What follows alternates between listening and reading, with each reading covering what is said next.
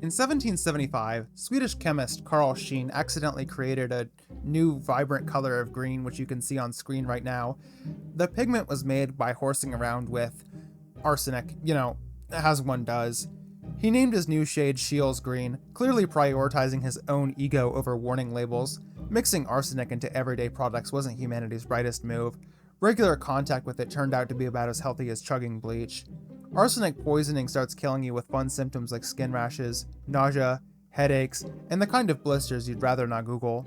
With prolonged exposure, your body essentially melted from the outside in. One memorable victim, a young woman who painted decorations for wealthy clients, famously died, foaming green goo from her eyes, nose, and mouth. Even her fingernails turned into a festive shade of deadly green. The color took off faster than cholera, showing up everywhere, not just in fashion, wallpaper, toys, paintings, even candy wrappers, because why the hell not? This radiant, murderously chic green stayed trendy well into the late 19th century, until people finally realized that cobalt green wouldn't kill them as quickly. During the Renaissance, Italian beauty standards took a terrifying turn with Belladonna, literally meaning pretty woman. As we all know, the internet loves about hearing stuff go into people's eyeballs. So imagine a toxic plant women cheerfully dripped into their eyes to dilate their pupils, achieving a dreamy-eyed look. Now personally, I've never made eye contact with a real human woman, so I wouldn't understand. But what I do understand is that Belladonna is insanely poisonous, think deadly nightshade, but somehow even more reckless. Using the eye drops resulted in blurred vision, temporary blindness, eye irritation, and an increased heart rate. In the worst case scenario, women suffered from mental disturbances, convulsions, permanent blindness, severe heart damage, and eventually, the sweet release of death. Oh, and by the way, if you love hearing about all of these deaths, you should watch my previous video about the solar system, where I outline how you would die on various planets in the solar system. There are over 300 facts in that video about the solar system. The video took a very long time to make, so it'd be really cool if you checked it out after you're done here. Now I might be missing something, but chemically induced blindness does not scream sexy. This craze quickly made its way across Western Europe, proving humanity's universal commitment to questionable beauty standards. Despite all of this, tiny amounts of belladonna are still used carefully today in medicine. In the 17th century, of course it's France, hat makers discovered that mercury made fur pelts softer and easier to work with. The method worked so well that mercury-laden felt hats took off internationally, remaining popular until the alarming amount of hat makers losing their minds was finally noticed. You see, working with mercury puts the fun in fundamentally life-ruining. It wreaks havoc on both your gastrointestinal and nervous systems. The process of hat making heated the mercury, releasing toxic vapors directly into the worker's lungs, causing symptoms like headaches, tremors, chronic weakness, and psychological effects included severe irritability, crippling sinus, paranoia, and outright insanity, hence the term Mad Hatter. In short, making a stylish hat literally cost workers their sanity. In the early 1900s, products containing radium were all the rage. Clocks, ceramics, and glass were common, but cosmetics hopped on the horrifying radioactive hype train too. Glow-in-the-dark cosmetics would pop up, giving a literal glowing impression, and with enough of it, theoretically glow in the dark. Now personally, I would find this horrifying, but different strokes for different folks. Radium poisoning wasn't subtle either. It hits harder than gas station sushi 2 hours later. Victims faced horrible side effects, including facial tumors, teeth falling out like loose change, severe anemia, and my personal favorite, jawbones literally rotted and crumbled.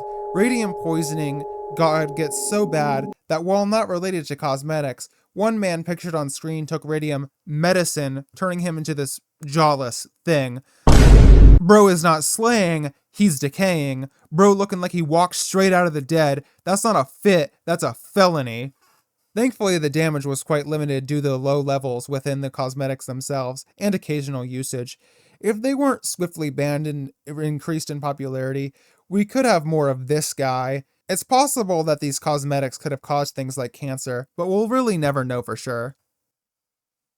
Venetian Ceruse, romantically named Spirits of Saturn. Oh my fucking god, just like my solar system video! This makeup concoction was made up of water, vinegar, and powdered white lead, used obsessively by the European elite from the 16th to 18th centuries. to achieve an unnaturally pale complexion. Yes, whiteface was somehow cool. The dumbass Queen Elizabeth I famously plastered herself with this shit, sending a clear message that looking deathly ill was peak aristocratic chic. Slathering toxic lead paste onto your skin daily could lead to severe lead poisoning, causing an array of symptoms like abdominal pain, nausea, hair loss, anemia, and headaches. On the extreme side, users faced paralysis, infertility, high blood pressure, organ damage, convulsions, and no surprise here, death. To make things even more shitty, for fashion, their faces would peel, blister, and ooze and scar. Disgusting. Not makeup, what the fuck? Foot binding, aka lotus feet, kicked off literally and tragically in China around the 8th century. The gruesome ritual involved snapping the bones of young girls' toes, curling them painfully under the foot, and tightly binding them until they healed in this twisted position, permanently deforming the feet. A new shoe called the lotus shoe was needed to work with the deformed geometry of the feet. I wish I had a joke here, but I couldn't find a way to shoehorn it in. Bruh. The smaller and more grotesquely contorted the feet, the more desirable women supposedly became. This would render them helpless objects lacking agency. When people say, "stand by your man," the Chinese took that to mean prevent them from standing at all. Women who underwent foot binding faced severe lifelong misery, severe mobility problems, and constant pain. But wait, there's more! Poor circulation frequently turned toes black, rotten, and detached entirely, like some kind of morbid, self-inflicted horror film.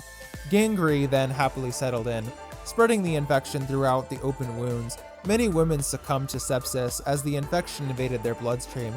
It's estimated 10% of all women were killed. Bones didn't fare much better. After initially being broken to reshape the foot, even if healed properly, they'd break again and again and again and again and again and again and again, because reshaping the feet like Play-Doh was not a good idea. Older women frequently took a tumble due to the busted balance and ended up with broken hips, unable to rise from the simplest sitting position without face planting spectacularly. Bruh. Paralysis, muscle wasting, and osteoporosis was just the peak of shit mountain. If you thought of this...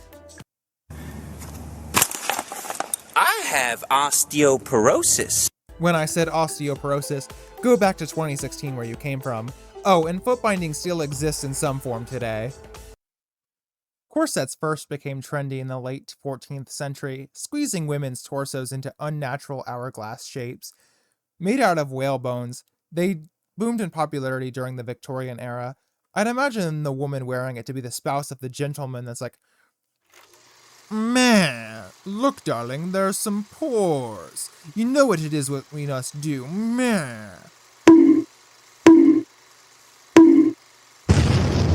Corsets were aggressively tightened, turning simple activities like breathing and eating into challenging affairs. Victims routinely suffered crushed internal organs, rearranged organs, broken ribs and spines, and permanently warped bodies. Deaths were distressingly common, caused by collapsed lungs, internal bleeding, and asphyxiation. Oh, and good luck trying to help someone who fainted because of their corset. The intricate lacing made removal dangerously time-consuming. These are still sold today as waist trainers. Now, anything to do with body part and trainer should immediately be setting off alarm bells, but on top of that, they often double down, take the mask off, and call it a fucking corset. While they're now presumably easier to take off, they now often have toxic BPA in them, along with a severe reduction in product quality. The poor product quality being the main reason I believe they're able to be easily taken off now. You'll find the same problems indicative of corsets outlined here by WebMD.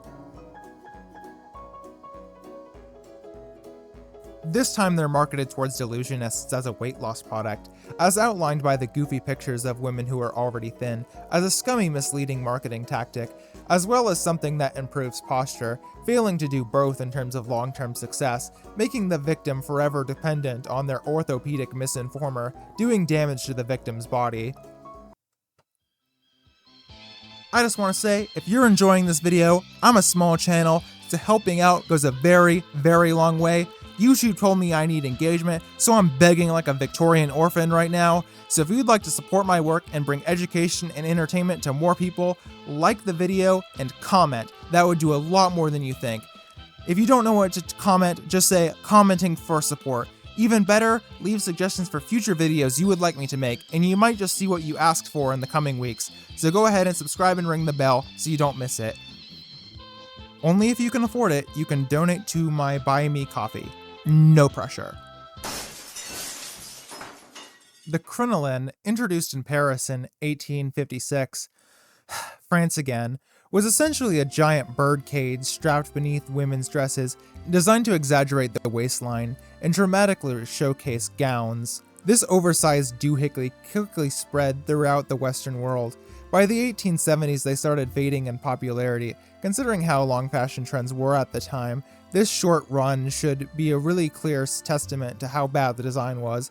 While they still exist in some form today, back then they were an entirely different shit show.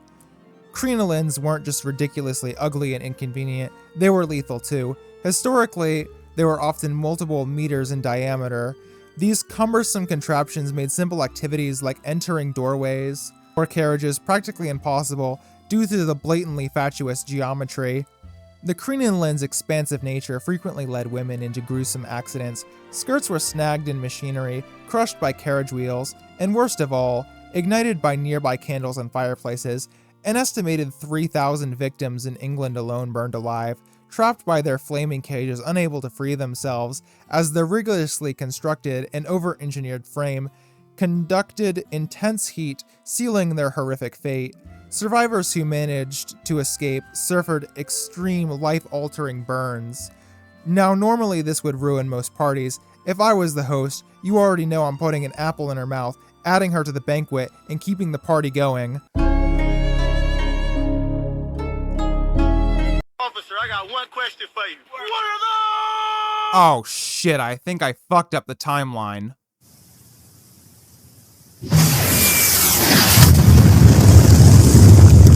Good riddance. Surely the rest of the video didn't get fucked up and you all had to deal with that, right? Chopines were towering platform shoes, first crafted in Venice during the early 1500s. Made from wood or cork, lavishly decorated with gold or silk, Chopines would elevate the wearer up to 50 centimeters off the ground, perfect for navigating the muddy streets or simply showing off one's social superiority. Literally looking down on others became synonymous with high status. Walking in Chopines was akin to balancing on stilts after just one more at the bar. Unstable, precarious, and absurdly dangerous, women routinely needed servants or canes to prevent constant faceplants. Falling down was a regular event, resulting in broken bones. The poor Timu-esque craftsmanship often caused ankles to snap under strain. In an era without antibiotics or x-rays, a simple broken bone could be extremely painful and a drawn-out death sentence. Then we brought them back, not as pompous, smaller, and under the new moniker, platform shoes. Then we turned them into Crocs, because why the fuck not?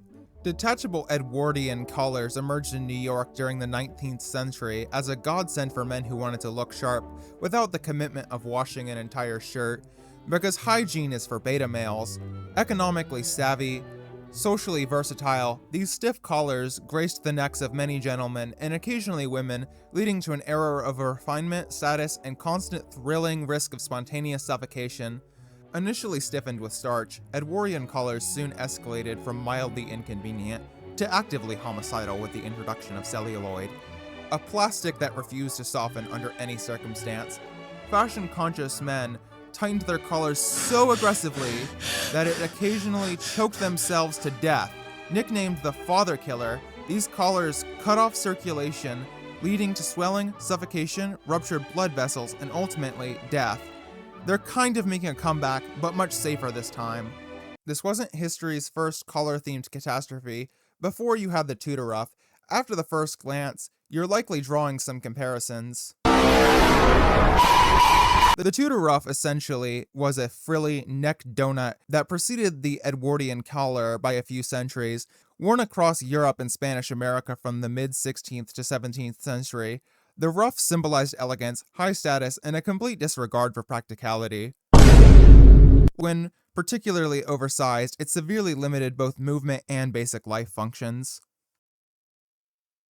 A fontange was an extravagant headdress popular in Europe during the late 17th and early 18th centuries, characterized by towering heights adorned with ribbons, lace, ruffles, and over-engineering. Because nothing says elegance like strapping a fucking gazebo to your dome piece. Supported by wire frames and stiffened hair, the Eiffel Tower of bad ideas skyrocketed in popularity thanks to royalty, like the dumbass Queen Mary II of England, proving once again that rich people will wear anything to flex their status at the expense of sensibility. Maintaining these elaborate hairdresses required hair to be stiffened using egg whites, starch, or flour, essentially turning your scalp into a bakery display case, possibly to the delight of mice, mites, insects, and even possibly the occasional opportunistic mouse. Some women even suggested flattening the heads of infant girls' heads early on to better prepare them for the fontange, much like foot binding in China, because vanity and child endangerment go hand in hand.